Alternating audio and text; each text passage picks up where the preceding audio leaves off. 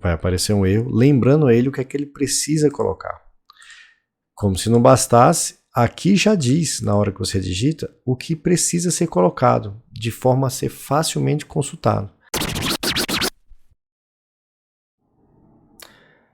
Olá, finalmente criei coragem para fazer um vídeo a respeito disso. Antes de mais nada, queria dizer a todos que existem diferentes programas, softwares para a gente usar como forma de coleta de dados. Se sua instituição, por exemplo, te fornece o uso do REDCap, eu aconselho que o use. É uma ferramenta destinada para coleta de dados e melhora muito dos problemas que o Excel nos traz para coleta de dados. Mas enfim, como o Excel é uma das ferramentas que muitas das pessoas já é mais familiarizada e usa, eu resolvi fazer esse vídeo porque não tem nenhum lugar, pelo menos eu não achei, nenhum lugar que realmente traga o mínimo de orientação quanto a isso. Muitos colegas, muitos alunos coletam dados e na hora de ser analisados não tem como, porque os dados estão coletados de forma completamente errada. E tem que ficar voltando do estatístico para o aluno, várias e várias vezes, até que os dados estejam passíveis de serem analisados. E quando a gente fala de análise de estatística, a gente fala do conceito de garbage in, garbage out, né? Se os dados não forem bons, não tem como as análises serem boas. As análises não corrigem a qualidade dos dados. Pois bem, antes de mais nada, qualquer coisa que você venha tentar feito nessa aula, não faça na sua base de dados originais, crie uma cópia antes de testar qualquer coisa para que você não estrague seus dados originais enquanto você ainda está aprendendo a manusear algumas das ferramentas que a gente vai usar aqui. Vamos então mostrar aqui uma base de dados fictícia, coleta de dados de alguns pacientes, que eu queria mostrar como exemplo de algo que não é passível de ser analisado. Por exemplo, a coisa que você mais precisa entender é que seus dados precisam estar padronizados, bem padronizados. Então, por mais que você entenda que isso seja difuso e isso seja difuso, ou que isso seja difuso, o programa de estatística, ninguém faz estatística com papel e uma caneta hoje em dia, todo mundo usa programas de estatística. E o programa vai entender isso como formas diferentes de dados, que isso é um dado, isso é outro dado, isso é outro dado, isso é um valor, isso é outro valor, isso é outro valor. Quando você quer representar a mesma coisa, mas para o programa você está passando 3 informações diferentes. Porque a maior parte dos programas de estatística são case sensitive, né? Ele entende quando você tem algo em maiúsculo, minúsculo, ou quando você tem espaço aqui em caracteres diferentes. Então você precisa padronizar isso de forma correta. E eu comecei falando dos valores aqui, porque é realmente o que mais traz problema. Mas para fins didáticos eu queria começar pelo nome das variáveis. Como é que a gente deve nomear cada coluna, que são o nome das variáveis que a gente vai ter nos nossos dados? Primeiro, tente usar o nome de variáveis o mais curto possível, né? O mais conciso e descritivo. Não use nomes curtos demais que você depois não vai entender. Tem que fazer, no mínimo, algum sentido. Mas quando se tornam nomes muito longos, inclusive alguns programas de estatística vão cortar seu nome no meio, permite só um certo número de caracteres. Você também atrapalha a vida de quem vai fazer as análises. Quando vão fazer códigos de análise, por exemplo, em R, as linhas de código começam a ficar enormes porque o nome das variáveis são enormes também e fica uma bagunça. Então, seja conciso e descrito. Assim, a palavra menor possível, mas que descreva o que aquela variável quer realmente dizer. Seja claro e consistente. E principalmente use uma forma de escrever as palavras de forma consistente também. A recomendação, é bom que vocês já saibam, é que evitar usar espaços entre as palavras. Alguns programas de software vão emendar isso aqui, mesmo que você não queira, ou podem cortar uma palavra ou outra. Então é recomendado você usar esse estilo aqui de snake case, que é quando você usa esses underscores, né, que a gente chama underline, entre as palavras. No caso, substituir aqui blood pressure por blood pressure. Ou o camel case, que é quando você faz o estilo aí popular nas redes sociais de hashtags, quando você coloca as palavras juntas, mas torna a primeira letra maiúscula de cada palavra. Eu, a princípio, prefiro esse daqui, que eu tenho controle sobre os espaços, acho que eu entendo a leitura melhor. Eu também tenho uma preferência por colocar tudo em letra minúscula, o nome das variáveis. Tem gente que gosta de colocar tudo em letra maiúscula. Quando chega lá nas análises, o estatístico transforma tudo em minúsculo também. Isso não chega a ser um grande problema, para ser sincero.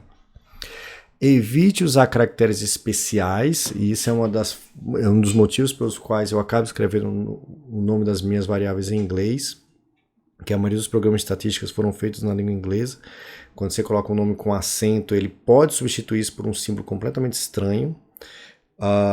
Esse uso de caracteres especiais ele pode não entender e dar bug, então assim, é bom evitar. É bom evitar também começar um nome de variável com número, já vi dar problema também, então evite ser muito espalhafatoso no nome da sua variável, né? Alguns programas de estatísticas não vão saber lidar com isso. E evite usar abreviações, né? Ou não, os americanos em si usam bastante, mas use abreviaturas que façam sentido, que sejam amplamente conhecidas, ou que você documente bem essas abreviações para quem for coletar os dados entender, né? O exemplo mais clássico disso aqui para coletar dados de paciente é data de nascimento, por exemplo, que é uma abreviatura que meio que todo mundo entende, pelo menos no meio. Outra que eu vejo sendo muito usada é FU, de follow-up, por exemplo, mas lógico que você pode treinar quem vai coletar os dados para entender as abreviaturas que você está usando. Pode ser óbvio para você, pode não ser óbvio para todo mundo. E lógico, todos os nomes de cada variável diferente tem que ter um nome diferente, tá? Isso pode ser meio óbvio, mas já vi acontecer de dar o mesmo nome. Você já quer coletar algo em momentos diferentes, por exemplo, eu quero coletar o nível de cálcio sérico nesse momento. Aí coloca cálcio.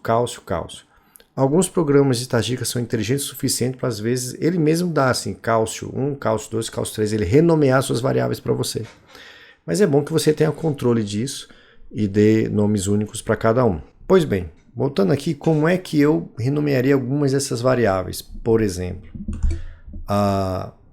enfim, aqui é uma questão de estilo, nome pode ficar nome, eu costumo, como eu comentei, fazer em inglês, isso até me ajuda na mentalidade de escrever o artigo que vai ser publicado em seguida, mas sem inglês ou português isso de fato não tem importância nenhuma.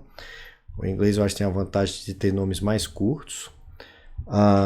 Aqui, por exemplo, data de diagnóstico, isso daqui seria algo de uma abreviatura que faz sentido, usa underscore para separar, e seria assim que eu faria, né? Que eu escreveria os nomes das variáveis. Aqui, por exemplo, é uma variável muito longa que o colega quis colocar no nome o que ele deve fazer, se é intestinal ou se é difuso. Isso seria muito melhor se for assim. E na documentação do seu código, você especificar como você deve preencher isso. E eu vou chegar nessa parte um pouquinho mais na frente. Mas isso é nome de variável. E como é que você nomeia os valores de cada variável, né? Aqui tem uma discussão muito interessante, é se você deve escrever ou se você deve colocar códigos numéricos. Já lidei com alguns estatísticos que preferem códigos numéricos, cada coisa tem sua vantagem e desvantagem. Eu montei esse slide com as coisas mais que eu lembrei mais na prática do que acontece. Quando você escreve em palavras, por exemplo, é mais fácil de entender, reduz a confusão de qualquer pessoa, facilita o treinamento de qualquer colega que vai te ajudar a coletar esses dados. Ele pode não ter sua exata mesma formação ou nível acadêmico que você, então fica mais fácil entender quando é escrito em palavras, né? Muito embora possa ser mais fácil de colocar erros de digitação, colocar espaços onde não deve, caps lock onde não deve, etc. Isso vai gerar problemas.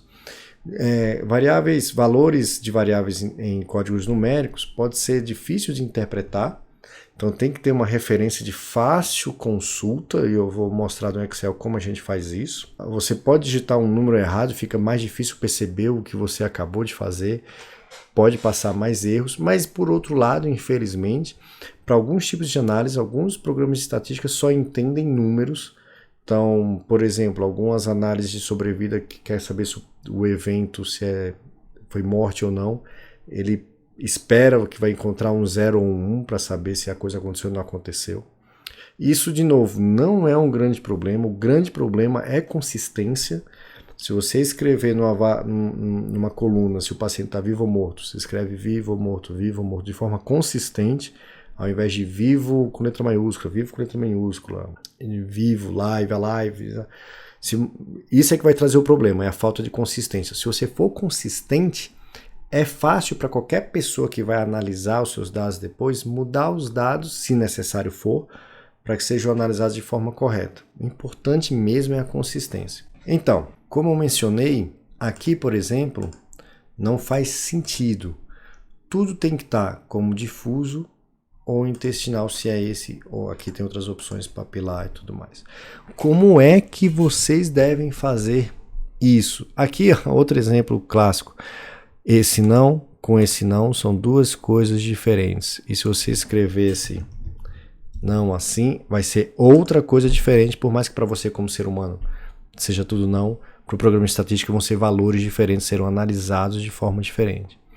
Então vamos pegar aqui esse dado, se você quiser fazer ele na forma descritiva. Isso vale também para, eu estou usando o Excel para Mac, mas o mesmo vale para Excel em Windows. Você seleciona toda a coluna, data ou dados e validação de dados. Aqui você vai especificar nessa coluna exatamente as únicas opções que você realmente quer que existam, para que não tenha chance de que alguém queira bagunçar os seus dados. Então aqui eu quero uma lista de nomes. Eu quero que o colega só consiga digitar aqui difuso, ponto e vírgula, intestinal, ponto e vírgula, tubular, ponto e vírgula, papilar, ponto e vírgula. Você pode colocar algo como não sei. Não mudei nada aqui, mas porque esses dados já foram coletados. Mas se eu tivesse feito isso de antemão e alguém quiser escrever difuso assim, não vai dar um erro, não vai deixar mais. Você é obrigado a escrever assim, e aí dá certo. Quando você faz isso, o Excel dá até a opção de você colocar aqui, e aí dá as opções para você. Você pode até ser poupado de digitar, o que vai diminuir a chance de erros, e você simplesmente selecionar o que você quer e partir para a próxima variável. Mas vamos dizer que você não queira usar dados descritivos assim, você quer usar dados numéricos, sei lá por que motivo, o seu estatístico pediu que fosse assim, whatever.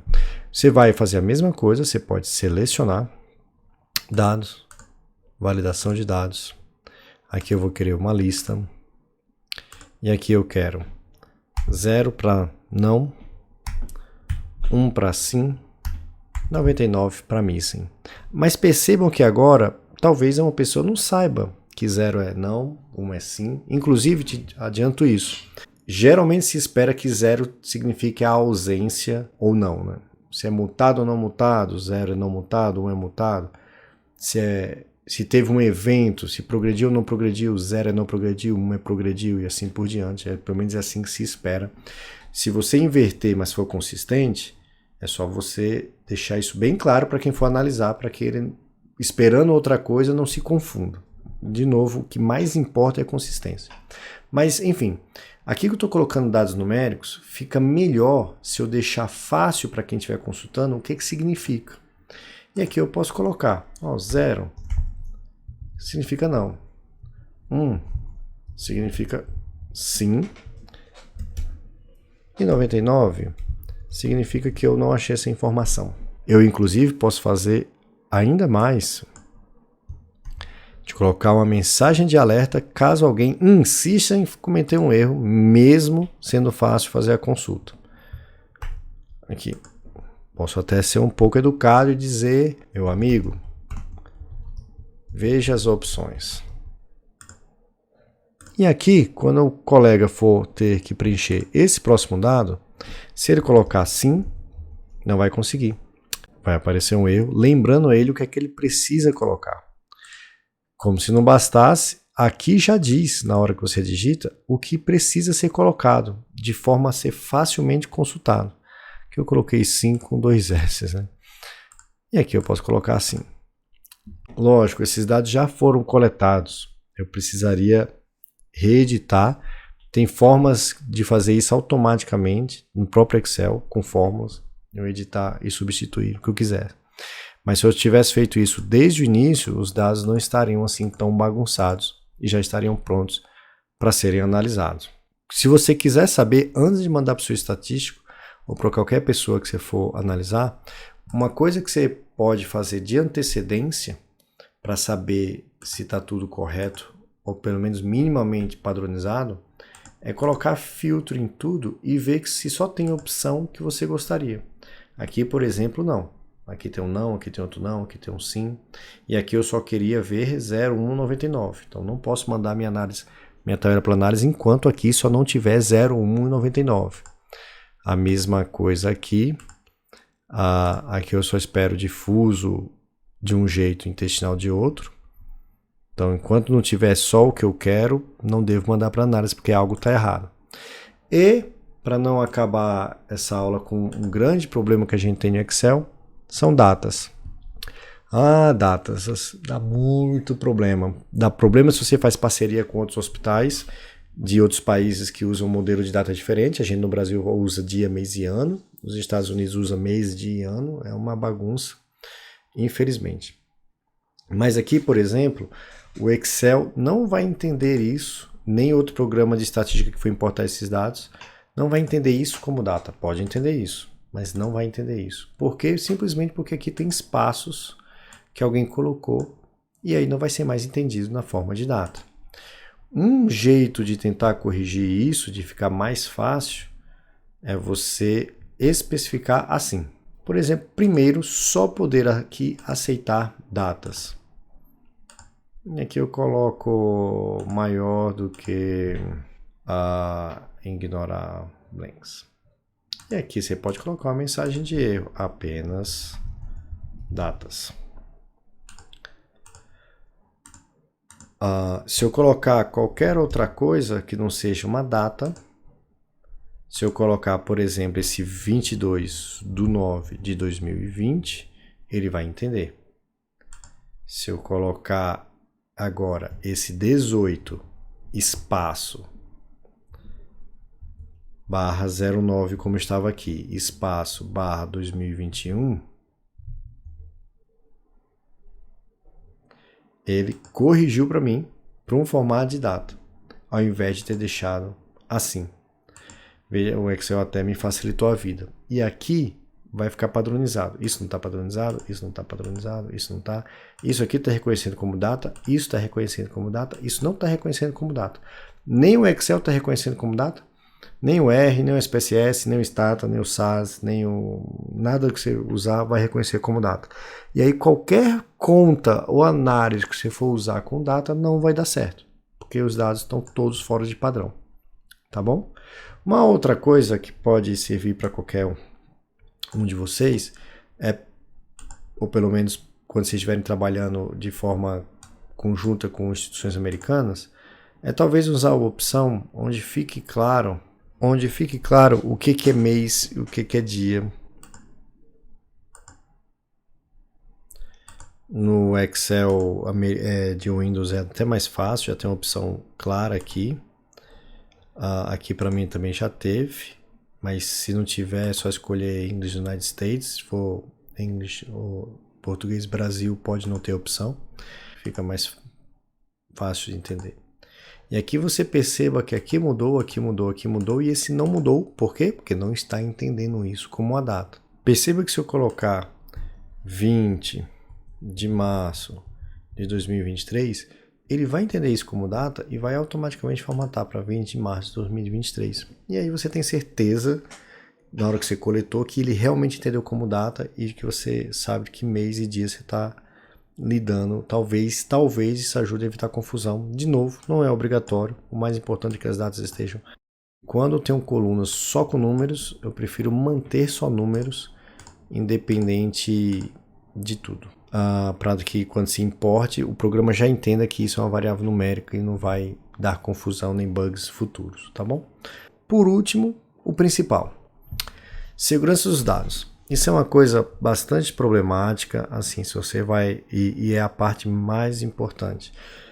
De jeito nenhum dados de pacientes podem ser vazados, ou o paciente é nosso bem mais precioso e seus dados devem ser guardados com o máximo de segurança possível. Então, alguns cuidados devem ser tomados. Primeiro, seria boa prática você proteger seu arquivo de Excel com senha. Outra coisa é óbvia, você guardar o seu dado de Excel em um lugar seguro. E é muito difícil considerar um Dropbox, um Google Drive como locais seguros para dados de pacientes, tá, pessoal? Isso acho que a maioria das instituições não permite. Só para que vocês saibam. E isso é uma coisa que eu não vejo ninguém fazendo, mas é importantíssimo, usar identificadores únicos para cada paciente. Né? Para proteger a privacidade do paciente, é melhor que você use identificadores do que o próprio nome do paciente, porque se a informação vazar, estiver lá, você vai estar dando de graça uma informação sigilosa de um paciente para alguém que tem acesso a isso. Outra coisa que é importante, você tem que ter certeza que as pessoas que vão coletar o dado entendem da importância da segurança, quão importante é manter isso sob controle, que serão treinados para tal. Você também pode, isso é fácil fazer, também encriptar o arquivo de Excel. Não só proteger por senha, mas também encriptá-lo. Infelizmente, às vezes isso atrapalha um pouco o funcionamento do Excel, te atrapalha em usar algumas das funções, criar abas, etc. Isso atrapalha um pouquinho, mas traz uma camada a mais de segurança. E vários trabalhos, né, vários projetos solicitam que os dados sejam completamente destruídos depois de analisados e usados, justamente para que nunca tenha uma chance de cair em mãos erradas de vazar dados de paciente. O que é uma pena para nós pesquisadores, porque é sempre interessante você ter dados, ou dados pelo menos pré-coletados, porque às vezes novas ideias e novos projetos podem surgir usando os mesmos pacientes. Se você já ter dado coletado, pode agilizar demais. Mas enfim, em alguns lugares realmente você precisa destruir os dados justamente por motivos de segurança. Como é que a gente dá para cada paciente um único código? Que eu não vejo ninguém fazendo, então só para vocês saberem.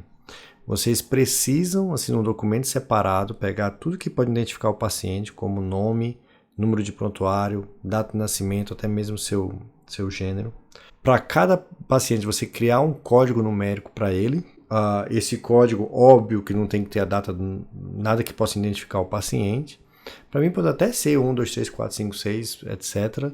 Você tem ferramentas que podem sair criando números aleatórios, mas que você tem esse mapa aí do que número, que código identifica qual paciente. E uma vez que você tem esse código, aí você usa ele no seu Excel, na sua planilha de Excel para coletar dados. E deixa esse mapa, né, essa cola de que número identifica que paciente, em um arquivo separado, preferencialmente em locais diferentes, para que caso alguém tenha acesso a um, não tenha acesso a outro, os dois protegidos por senha, etc. Mas se alguém tiver acesso a uma lista de nomes de pacientes, o que por si só já é um vazamento de dados importante, mas não vai ter acesso a informação mais nenhuma. E se alguém tiver acesso à planilha de dados, não vai conseguir identificar a que paciente aqueles dados pertencem. Então isso é uma forma interessante. De certa forma, também atrapalha um pouco a coleta de dados, porque muitas vezes a gente faz Ctrl+C, Ctrl+V do nome do paciente no prontuário eletrônico, ou Ctrl+C, Ctrl+V do número de prontuário no prontuário eletrônico, mas infelizmente é um passo importante para ser tomado para a segurança dos dados, porque isso jamais deve cair em mãos erradas. Inclusive, tomem muito cuidado se vocês estiverem distribuindo arquivos de Excel com dados de pacientes por e-mail também. Acho que então, para finalizar, como é que você encripta os dados? Você pode vir aqui em Tools, isso no Excel do Windows é um pouco diferente. Proteção, Protect Workbook, e então colocar uma senha. Isso aqui vai encriptar o arquivo de Excel. E aí as planilhas não poderão ser movidas, deletadas, renomeadas, etc. Isso vai te limitar um pouco. Não é isso que é proteger por senha. Proteger por senha é você vir salvar como, opções, e aqui sim você colocar a senha que você quer proteger tanto para abrir quanto para modificar. Uma senha segura, tá bom? Acho que esse é o resumo do que eu queria falar para vocês. Espero que esteja o principal aqui. E de novo, o que mais importa, além da segurança dos dados, é consistência, consistência, consistência, e não a bagunça. É isso, obrigado.